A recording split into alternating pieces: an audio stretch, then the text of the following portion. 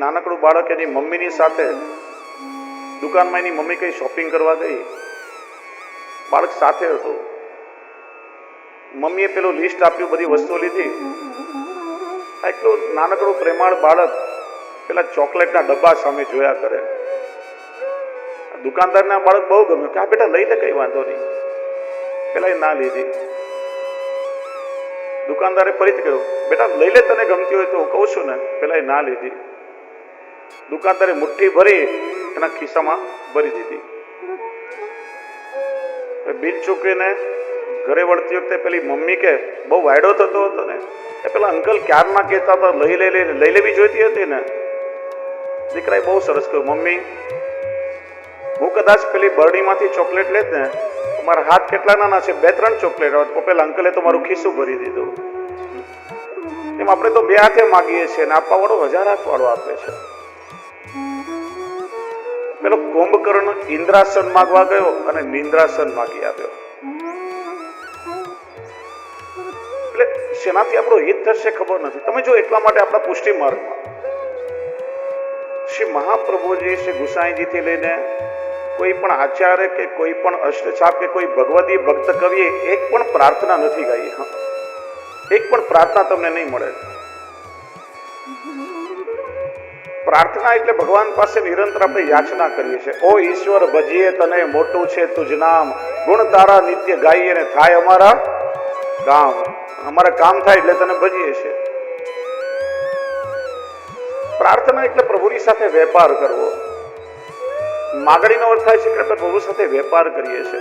મારે દીકરો થાય તો પ્રભુ પલના કરાવીશ, દીકરો થાય તો પલના કરાવીશ, વેપારમાં નફો થાય તો રાજભોગ કરાવીશ. આ પ્રભુની સાથે વેપાર છે, આ ભક્તિ નથી. પ્રભુ અંતર્યામી છે. ઠાકોરજીની દ્રષ્ટિ એવા ભક્તોને શોધે કે જે પ્રભુ પાસે કઈ માગવા ના આવ્યો હોય, ખાલી પ્રભુને માગવા આવ્યો હોય.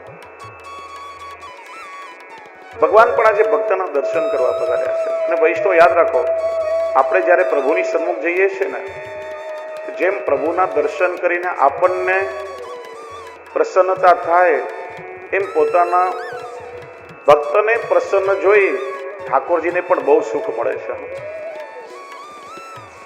જ્યારે ઠાકોરજીની સન્મુખ જઈએ ને, આપણે સુંદર વસ્ત્રો પરિધાન કરી હસતા મુખથી પ્રસન્ન ચિત્તથી પ્રભુની સન્મુખ આપણે જવું જોઈએ. પોતાના ભક્તના દર્શન કરીને પ્રભુ પણ બહુ પ્રસન્ન થાય છે. પણ આપણે લોકો કરીએ ઉલટું. ઠાકોરજીની સેવામાં જઈએ ને, લગર વગર કપડાં પહેર્યા હોય, માથાના વાળના ઠેકાણા ના હોય, પરસેવો ટપકતો હોય, ગમે તેવા ઠાકોરજી સામે જઈએ, ત્યાં કોણ આપણને જોવાનું છે? અને કોઈ રિસેપ્શન કે પાર્ટીમાં કે કઈ મેરેજમાં જવાનું હોય તો અમારે કહેવાની જરૂર છે ખરા? 4-4 કલાક બ્યુટી પાર્લરમાં બગાડીએ, અપ ટુ ડેટ તૈયાર થઈએ, પરફ્યુમ છાંટીએ, કેમ કે ત્યાં દુનિયા આપણને જોશે. દુનિયાના લોકો કદાચ આપણને જોઈ તો આપણને શું આપી દેશે?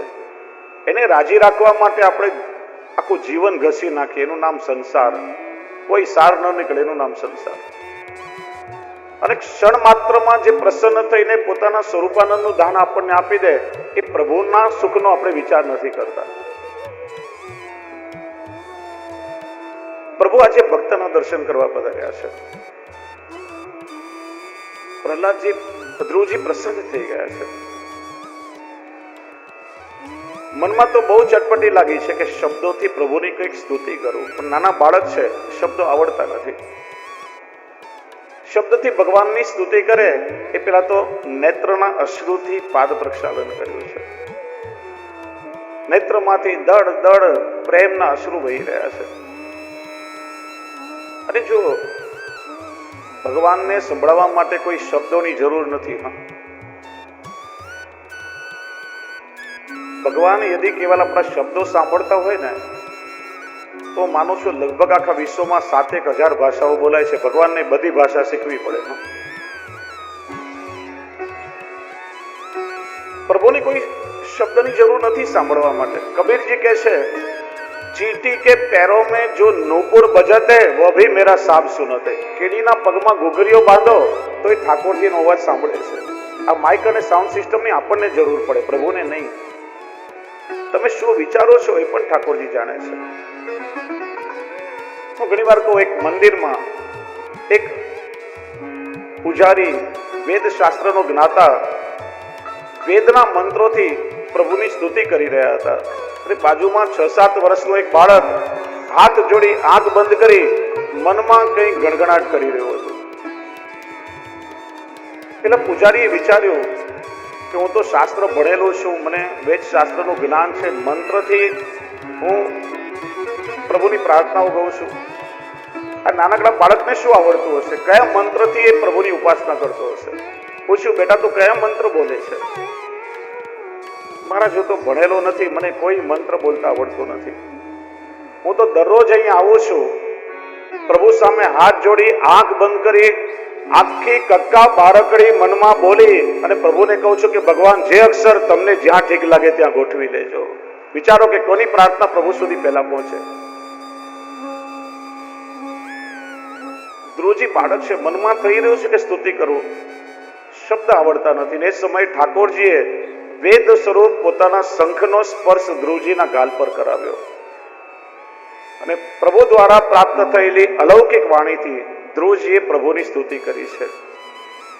યોંત પ્રવિશ્ય મમ વાચમિમામ પ્રસુપ્તામ સંજીવયત્યખિલ શક્તિધર સ્વધામના અન્યાં સહસ્તચરણ શ્રવણત્વ ગાદીન પ્રાણાન નમો ભગવતે પુરુષાય તુભ્યમ. સમગ્ર શક્તિઓને ધારણ કરનાર પરમાત્મા પોતાના સ્વતંત્ર તેજથી મારામાં પ્રવેશ કરી મારી વાણી, કર્ણ, ત્વચા, મારી ઇન્દ્રિયોને જાગૃત કરી રહ્યા છે. એવા હે પરમ પુરુષ, હું આપને નમન કરું છું. પ્રભુ પ્રસન્ન થયા, આશીર્વાદ આપ્યા, વરદાન આપ્યું કે હજી સુધી જે સ્થાન કોઈને મળ્યું નથી, ગ્રહ, નક્ષત્ર, તારાઓ જેની પ્રદક્ષિણા કરે છે, એ ધ્રુવ સ્થાન હું તને આપું છું. 36,000 વર્ષ ધર્મપૂર્વક ત્યાં રાજ્ય કરીશ અને પછી મારા પરમ ધામને તું પ્રાપ્ત થઈશ. એ રીતે ઠાકોરજીએ ધ્રુવજી પર કૃપા કરી. 17મા અને 18મા અધ્યાયમાં પૃથુ રાજાનું ચરિત્ર કામ પ્રકરણમાં બતાવ્યું. પૃથુના નામ પરથી આ ધરાનું નામ પૃથ્વી થયું છે. પૃથુ રાજા પહેલા કોઈએ નાગરિક જીવનની કલ્પના નહીં કરી હતી. સૌથી પહેલા પૃથુ રાજાએ પર્વતના શિખરો તોડી સમતળ બનાવ્યા, તળેટીના સ્થાનો, રબારીઓના નેસડા, ગૌશાળા, છાવણી, કિલ્લાઓ, નગર, શહેર, ગામ, ધાતુની ખનિજની ખાણો, આ બધી વ્યવસ્થા પૃથ્વીએ કરી. પૃથ્વીનું દોહન કરી એમાં છુપાયેલા રસોને પ્રગટ કર્યા. દરેકને આજીવિકાનું સાધન મળ્યું, બધાને નાગરિક જીવન મળ્યું છે. પૃથુ રાજાએ 99 યજ્ઞ કર્યા. ભગવાન પ્રસન્ન થયા, માગવાનું કહ્યું. જો હમણાં ચર્ચા થઈ ને કે પ્રભુ પાસે લૌકિક ન માગવું, એટલે આપણે ત્યાં પ્રાર્થના નથી, આપણે ત્યાં ગ્રંથો છે ને પુષ્ટિ માર્ગમાં. એક પ્રકાર છે સ્તોત્ર, સર્વોત્તમ સ્તોત્ર છે યમુનાષ્ટક, મધુરાષ્ટક, ગિરિરાજધાર્યાષ્ટકમ, ત્રિવિધ નામાવલી, પુરુષોત્તમ સહસ્ત્રનામ, આ બધા સ્તોત્ર છે. સ્તોત્ર કોને કહેવાય? કે જેમાં પ્રભુના નામ, રૂપ, ગુણ અને લીલા દ્વારા પ્રભુની સ્તુતિ કરવામાં આવી હોય. બાલબોધ, સિદ્ધાંત મુક્તાવલી, ચતુશ્લોકી, નવરત્ન, સિદ્ધાંત રસ, સેવાફલ, આ બધા શ્રી મહાપ્રભુજીના ઉપદેશાત્મક ગ્રંથો છે. વૈષ્ણવી જીવનનો બોધ અથવા તો ભગવત સેવામાં આવતા અવરોધને દૂર કરવા માટેના ઉપદેશ શ્રી મહાપ્રભુજી આપ્યા છે.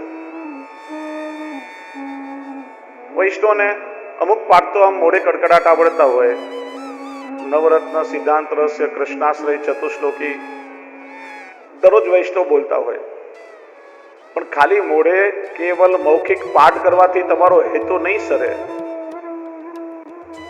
સ્તોત્રનું ગાન નિત્ય કરવું જોઈએ, પણ આ જે બધા ગ્રંથો છે ને એનો અર્થ સહિત જ્યાં સુધી ચિંતન ન કરો કોઈ હેતુ ન સરે. આ બધા ઉપદેશ છે કે વૈષ્ણવનું જીવન કેવું હોવું જોઈએ. એટલે 16 ગ્રંથમાં બીજા બધા પાઠ તમે કરો તો અર્થ સાથે એ વખતે મનમાં એનું ચિંતન થવું જોઈએ, કંઈક જીવનમાં આપણે ઉતારવું જોઈએ. ત્યારે એનો હેતુ સરે. ખાલી મોઢે કડકડાટ પાઠ કરવાથી હેતુ ના સરે. ત્રીજો એક પ્રકાર છે આપણે ત્યાં વિજ્ઞપ્તિ, જેમાં પોતાના સ્વાર્થ માટે નહીં પણ ઠાકોરજી પાસે કોઈ અલૌકિક કામના કરવામાં આવી હોય. ભગવદીઓએ માગ્યું છે, પણ શું માગ્યું છે? પરમાનંદાજી, યહ માગો ગોપીજન વલ્લભ, માનુષ જન્મ और हरि सेवा, ब्रज बसो मोहे दीजे सुलभ. પ્રભુ માગું છું પુનઃ પુનઃ મનુષ્ય દેહ મળે, મને બ્રજમાં વાસ મળે.